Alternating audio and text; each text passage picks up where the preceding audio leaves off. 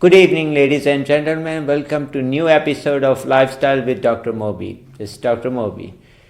Here today we have excellent guests discussing about some of important mental health issues. But before we go into that, I just want to give few pointers here. It's very important to realize that how any stressful situation can change our eating habits, and especially what it can influence our diet or so. So there is the excellent research on carb craving and stress. It is because of the stressful situation we actually crave for more carbs, and we want to eat things which really give us a lot of energy. And the reason is because the brain metabolism is increased by 12%, and then some of these food, which we call comfort foods, carbs actually changes the neurotransmitters such as serotonin, and that gives us comfort feeling that you want to keep eating. So let's discuss with our guest implications of diet as well as nutrition as well as stress management. So I welcome our guest, Dr. Khusru, today. Okay. Hello, my name is Khusru Arastu. I'm a psychiatrist. I've been in the field for several years now, and almost 25 plus years. Mm-hmm. So there are a lot of coping skills we use for stress, but one of the negative coping skills could be overeating and stress eating. So stress eating sometimes, is very harmful, and so this is a good time to reflect and change what we eat and eat healthy, stay healthy, and we'll deal with this in more detail as we go along. Sure. Yeah. Thank you for great introduction. Also, I would like to, for audience, I would like to first understand basically implications of stress and stressful situation and mood disorders in general. So if I have some of these disorders, what implication it would have for the family members and myself, and if you can help us understand for a normal person to understand how it can really impact somebody's lifestyle, any stressful situation. So this global pandemic is a very unique thing. Most of us have never experienced anything like this in our lifetimes. So, and a lot of people are going to react differently to the whole stress situation, and not just mental health patients, any normal people will go through several psychological impacts. So I tried to put them in a framework of Kubler-Ross's stages of grief, So they are denial, bargaining, and depression, anxiety, and acceptance phases. So they may not necessarily go in this order, but everybody may have a different way they deal with this stress. So I kind of put that in that kind of a framework. Okay. Yeah. And Doctor has an excellent article actually, and we'll share with the audience as we go along some of those highlights, and actually you can see it slide shows with our program. So as he mentioned, there's excellent model to understand any stressful situation, and that could be with those, they don't have to go in order, they can be any part of. So somebody could be literally in denial or phase, and they say, no, this cannot happen. For example, if somebody has a tragedy, they'll say, no, this cannot happen. So there's total denial of reality. It can happen. So it's very important to understand the human behavior, how we deal with any stressful situation. And then I will ask him, what do you think in terms of family, what our loved ones, how do they experience, what changes in our behavior should point out to them that no, this is something can really impact our life? So we're all going to be locked in close quarters, sometimes getting on each other's nerves. But family members can look out for each other. They can look for some warning signs. Okay. Somebody getting very moody or cranky, or just getting internalizing stuff and getting more depressed. So, and particularly if they have a mental health issue to begin with, and the family is starting to see some warning signs, then they may try to get them to help. Could be redirection, could be maybe counseling, or even sometimes medication. Maybe somebody may need medication, new medication, or somebody may need adjustments. But most of the things can be handled with good skills and keeping a good lifestyle and environment to go along with this. Okay. So, and some people unravel in these kind of things. They may have anxiety attacks, they may have psychotic breakthroughs. Some may just get a little paranoid. So, families could be looking out for these kind of symptoms, particularly for the high risk individuals. Okay, great. So some of the symptoms for audience, just pay attention to that your mood could be low, that you are less engaged. The other thing is, or some people become too hyper, and we'll talk a little bit of those. But some are more withdrawn. They would be sitting in the same place for hours and not talk or do anything.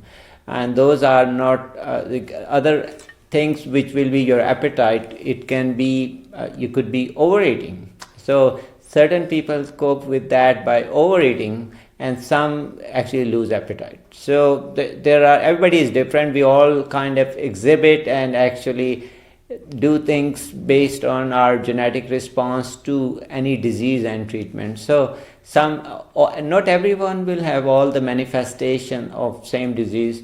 So some could be basically could be sleeping a lot, many hours, and they don't want to wake up in the morning. They would change their routine, and they will sleep for extra hours, and they don't want to get out of the bed. Or some could really lose all the sleep and not go to bed. So it's very important to pay attention to your norm, and if your family thinks that you have changed, then make sure it's a time to relook and see if we can do certain things in our life to help us. So let's try to understand one by one some of the concepts of stress management and see what things, doctor, would you recommend somebody. Like you said, family support is important. Try to talk to your family members, maybe check on them, talk to them, get engaged in conversations, right? And what about paying attention to each other in terms of your sleep, and making sure you're getting good hours of sleep? I think encouraging each other to keep a good, healthy lifestyle, So maybe what we can do is go over the symptoms, or like the impacts of psychological impacts, then how we deal with it. So we can. So you can emphasize some of those. Go ahead. Yeah.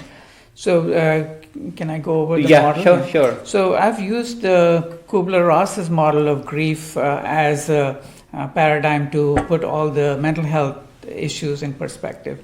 The first part is basically denial. You hear of a shocking news or a shocking thing that, like the global pandemic is going on right now. So most people, some people may go into a denial, okay, this is a very painful reality. You don't want to really accept it, So, and then sometimes it's too distant, it's happening in China, it's happening in Europe, or it's not happening in Loudoun County, So we are safe. Sometimes, and that can make you take a very cavalier attitude, put yourself at risk. And another defense mechanism, which could be part of the denial, is displacing the blame. Okay, you're blaming to a higher authority or your government or somebody else. To not to take responsibility, sort of. And then there could be some people get paranoid, not just psychotic people. They love to believe in conspiracy theories and not just believe, and they propagate it. So it's again, it's a psychological defense mechanism which may not be very healthy, but it displaces the issue. It takes it away from your personal psyche, kind of. So that could be one part of the psychological thing. The second part would be maybe like anger. Why me? Why now? I'm going to lose my job. I was planning to buy a new house. Everything has to be postponed. So, and this anger can be misplaced and displaced to certain groups of people. Okay, particularly the Chinese people. The virus came from China, and so our healthcare workers, even the sick people could be a target of your anger. And sometimes just the government officials. And some people displace their anger towards their loved ones. You're in close quarters of a family who may have kids in college, they have all home now, and you are getting on each other's nerves again. So you can displace anger to each other. So that's something we have to keep perspective on, keep the insight on, and then check.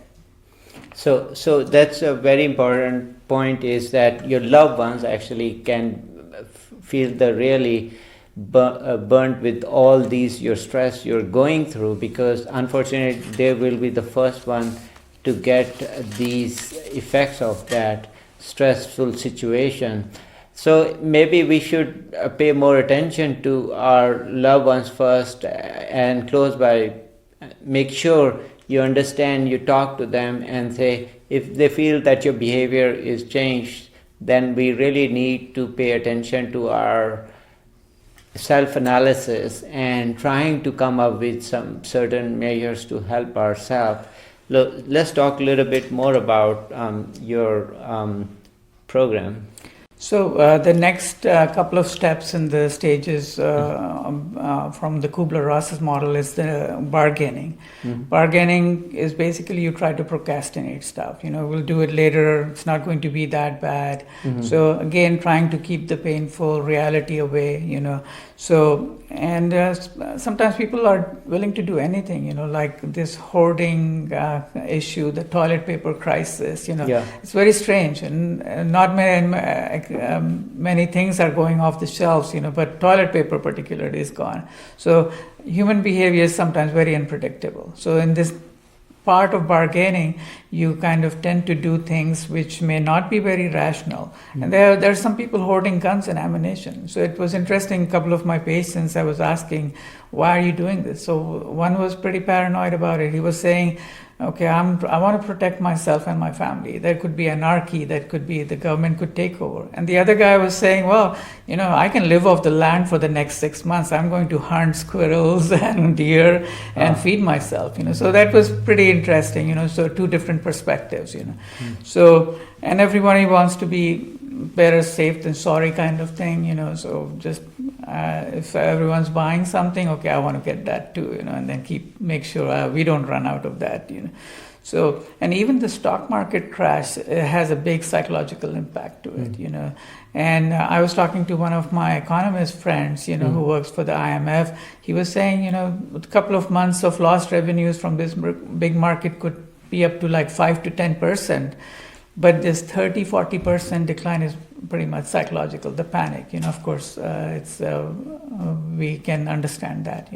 Okay. So, and the next step is the anxiety. If you have any questions about this part, Sure. So it's very important to understand about some of the behavior. So I see also a lot of patients they have the sleep disorders, and they come to me and they say they are getting very anxious and they have a lot of stress, and that's impacting their sleep. So I always tell them brain is the smartest organ. Just remember that there are different parts in the brain. There's reward center, there is executive function, memory, and those all parts work beautifully if you let them work in combination. So there's a sequence of events has to happen, and they work like computer perfectly. All parts are working, but certain focus areas are more. So those are how the brain functions the best. unfortunately, if you have a panic situation or if we have a stressful situation, certain hormones such as adrenaline will put us in fear or flight mode, and that will cause all the neurons or all parts of the brain to fire, and that's an emergency response. But unfortunately, you lose the sense of logic, memory, cognition with that, because your body is prepared to fight the worst, not think a lot. So panic and anxiety is not very good for the brain, because in terms of all the functions, creativity and executive functions, all are gone, because the body goes into this mode, it's going to fight. So let's discuss a little bit about effects of anxiety on human behavior, as well as how to deal with it. So any major event like this, particularly this pandemic, which is very unprecedented, and new things are going on every day, that's going to create a lot of anxiety. And it's a generalized anxiety, fear of the unknown. What's going to happen? How's my family going to be in the next week or next month or next few months? So particularly susceptible people, they will be more at risk for this increased in generalized anxiety, for basically the fear of the unknown. And the disease itself, you're seeing so much information about the disease that people are very anxious and worried about what's going to happen if I get sick. So, and then some high-risk people with panic attacks, their panic attacks can increase, particularly when they are in contact with more crowded places or closed-in spaces, So that's going to happen. People with obsessive-compulsive disorder, their cleaning rituals can go up because of the anxiety, the morbid fear of germs, that's going to limit them, And that's something that they need to be aware about, and their family and therapists should be kind of concerned about if that's going to make them, worse. And some conditions like schizophrenia and all can get worse. With anxiety drives the psychosis sometimes, and the mass hysteria causes a heightened level of anxiety in pretty much every group of people. So particularly the mental health patients and the population, they need to be a little bit more careful and worried about. So the social distancing and the unpredictability, like schools are closed indefinitely. They're not going to know when they're going to open. So many other things, the unpredictability. Humans are very organized people. I want to know what's going to happen next. The unpredictability and uncertainty is going to cause a lot of anxiety. So, and then the flip side of anxiety is depression. People go into depression just dealing with these things over time. And sometimes anxiety and depressions could be two sides of the same coin. So there's so much loss of time and wages, and that's going to factor in. From just plain moodiness to full-blown depression could be part of this, Okay. And just being closed in sometimes cause a depression. Winter blues, cabin fever. These are known terms, but luckily we are moving into spring, so that may not be a very big issue at this time. But definitely being closed in can cause problems. People are losing their vacations, their high school graduations and proms and so many things which a lot of people, young people particularly, look forward to. That's going to be very depressing when you lose all these opportunities, sort of. Okay. So, and that's very, very interesting to learn that we all actually have behavior patterns, and brain really expects same routine, and so if we don't get it, we get very anxious about it, and it can really impact in terms of our lifestyle and have complications, whether it's behavior or whether it is other lifestyle changes. So let's talk a little bit about how do you suggest managing some of these stressful situations for public. So I think one of the big things is the social media and the regular media has pretty much gone on steroids, So we need to be careful what we are getting in. Staying informed is very important, but also not getting overloaded with information, which can cause all these anxieties and depression, internalization to be more, So the media tries to sensationalize. The social media is just full of remedies and false narratives and everything. So we need to keep a check on that. So in general, I've tried to come up with another paradigm to how to cope with this and staying afloat in this type of a pandemic.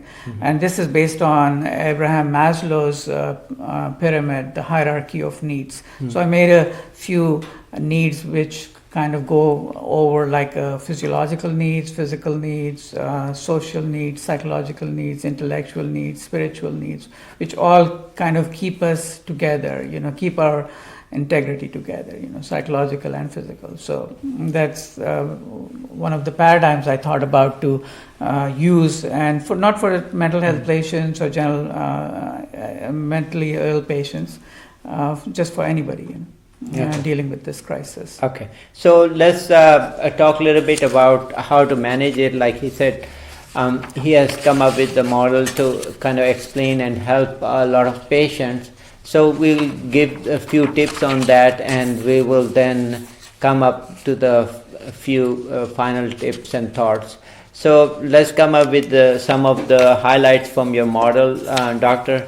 Do you think for your pyramid you can highlight some of the important things? So starting with at the lowest level, the physiological needs, So good nutrition, eating healthy, like fresh vegetables, vitamins, fresh fruits, that would be very helpful, And it's a good time to try good recipes. We have time with the families together, good healthy recipes rather than, eat unhealthy food, stockpile on those kind of stuff, So yeah, and that's very good about diet. So I get a lot of questions about that. So keep watching our show. It's very important that you pay attention to eating healthier. So and make sure you follow this guideline. It's a lifestyle change. So don't dishearten if you somehow lose the track. Come back to it. So it's very important. Like Doctor mentioned about eating healthy, prepare your meals. There was actually a study, if you do even dishwashing, that actually relaxes you. Yeah. So it is a good relaxation technique. And if you cook the meal, that really helps, actually, in my opinion, that make a dish with your loved ones or for them or with them, and that actually helps to keep relaxed. So dishwashing and cooking is a good habit, actually. Actually, I'm the dishwasher in the family. I love it. It relaxes me. Oh, so it relaxes. Okay. So and also staying hydrated is a good thing, Okay. not just sodas or something which could be unhealthy. Just staying good hydration, and then sleep is one of the most important pillars. Sleeping well makes everything. You restock your neurochemicals when you sleep. That's really the main reason. You give your body can go on, like the heart can beat 24/7. Right from 20 weeks of gestation. But the brain has to stop to restock serotonin and dopamine and all these things. And so you need to get a good night's sleep for mood as well as immunity and physical everything. So, and avoiding caffeine is a good thing. Maybe I would say at least 8 hours before bedtime. Yeah. A lot of our culture, we drink tea right after dinner. I don't know if that's a good idea. But keeping it away from bedtime is good. You may fall asleep, but I tell my patients and my friends and family, like caffeine in your system is like putting your car on park, but the ignition is on. So the engine's running. You really don't give your brain a good rest. So just something to think about in caffeine. And getting out every day, getting some fresh air is a good idea. And sunlight, you need to generate vitamin D naturally. It's better to get some sunlight and vitamin D rather than take a pill, So 20 minutes outside, sit on the deck, take a walk, do some yard work if the weather is nice, So. Yeah.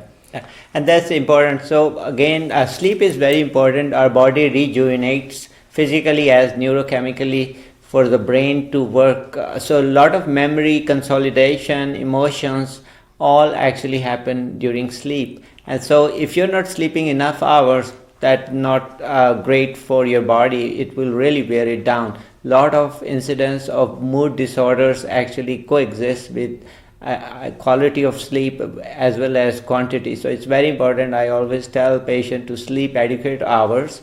Second thing is make sure if you have any diagnosis of sleep apnea, get that treated, because that will impair the quality of sleep. And also pay attention to your routine. So wake up on time. Do not change too much on weekend and weekdays. So I call always patients, that's called social jet lagging. Try to avoid that. Do not change too much on weekend. Then Monday it's very difficult. This other thing is environment has such a positive role in human behavior. We don't realize, but there's a clock in the brain which actually works 24 hours or so, and it is regulated. Each cell and each part is regulated, and it synchronizes very well. But if you keep changing, but it needs synchronization every day to environment, which means your brain should know that this is day and this is night. But it can only know if you go out. So also it's very important, the blue sky, because the blue light programs your brain. So, and it has this positive energy which your brain needs to fight some of the mood disorders which we experience. Like doctor said, it's very important you go out, take a walk, and also sleep better. Caffeine problem is the half-life is about 3 to 4 hours, but it does not get out of your system a lot of times 7-8 hours, because we all metabolize very differently, and sometimes it's very, very toxic for somebody. So you don't want to take too much caffeine and feel that we cannot sleep. So one of the reason, because you're taking coffee or tea too close to bedtime. Yeah. So I think and also pay attention to vitamin D, get your levels checked, take multivitamins, check your blood levels and take if you need it. And then we'll have some of the highlights from your other thoughts and tips. So, and then also the physical needs, being safe and, and trying to dress appropriately to the weather keeps your immunity warm, and you don't want to get a cough or a cold, and then that could mimic some of the symptoms and then frighten everyone. So, and then keep the supplies, plan ahead, stay abreast, of what's going on, and then also get some exercise done. So that's really going to be important. We don't want to get sedentary while we are locked in. So the social needs in this case is social distancing, rather than meeting people. So, but social distancing, you need to still stay connected. Use the media, social media, call your friends and family rather than worry about them. Talk to them. That's the best way to. And catching up on old friends, old times. That's all going to be a positive impact on your social needs. And then, of course, ignore social media. Try to keep a limit on what you want to go and get from there, So then the next part would be the community needs. I think we should, humans are very communal, community-based people. So we feel rewarded, and we need to help each other out. But doing this, there are many ways to help people out, So you can just do it by money, by time, by volunteering. But I want to use this paradigm of virtue of selfishness, So you have to keep yourself safe first. If you can take care of yourself, you can take care of friends, family around you. So I think that's the virtue of selfishness I got from Ayn Rand from my college days. But I think it's very important. You have to have spheres of selfishness to be able to go to the other spheres and be able to be productive and helpful. Also, I would like to ask you a few other tips if you want to share with us. Okay, so I think another part of the hierarchy of needs could be the environment, keeping a good environment, keeping it bright, fresh air, even decorate with flowers, it uplifts your mood. And then play with your family, spend family time watching TV, doing activities together could help. And on a meditation level, a lot of people benefit from meditation like yoga and relaxation techniques, And the spiritual aspect is very important too. Whatever your faith, whatever your belief system, some reflection, and that empowers you. For most people, it really helps. It gives you hope, gives you empowerment. So keep your surroundings bright and nice. Avoid clutter and keep it clean, so the visual chaos helps you stay positive. So, and positivity and positive emotions really help boost your immunity. Well, thank you once again, and we thank you our guests for wonderful tips. So just my final thought, just make sure pay attention to stress, and that plays important role in our diet also and lifestyle, because increased level of stress cause cortisol secretion and cause problem with our eating habits and can cause diabetes and also lower our immune system. So pay attention, keep healthy, keep watching our show, give us feedback. We love to hear from you, Twitter, email, or website, whatever you like, but keep sending us your questions and we'll be happy to answer next program. Thank you once again, Dr. for coming. Thank you very much.